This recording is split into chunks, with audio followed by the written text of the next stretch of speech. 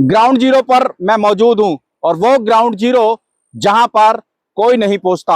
हालांकि किसान जरूर पहुंच रहे हैं क्योंकि उनका दुख दर्द है, उनकी फसल डूब चुकी है। और ऐसे में मैं मौजूद हूं नैसी गांव में। ये शाहबाद मारकंडा का तटबंध है जो पूरी तरह से टूट चुका है। नैसी गांव की दास्तान ऐसी है कि पहले भी 20 दिन पहले एक तटबंध टूटा और 2 दिन पहले भी टूटा। अब ये तीसरा तटबंध जो टूटा है।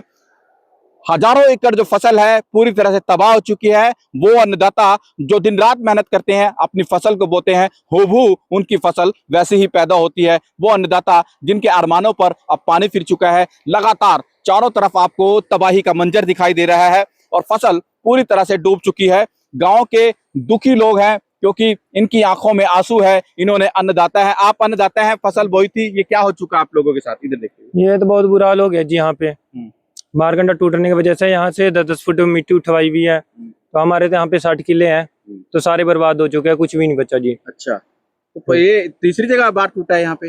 ये दूसरी बार है जी। अच्छा, इससे पहले भी टूटा? इससे पहले नैसी गांव में टूटा है। हाँ। अब रात को 9 बजे ये टूटा है। अच्छा, कितना कितना टुकड़ा, कितना पॉइंट हो गई?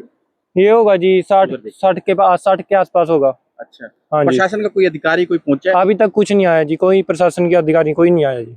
तो आपकी कितनी फसल का नुकसान हुआ है? हमारे तो यहाँ जी 60 किले है, 60 के 60 गए।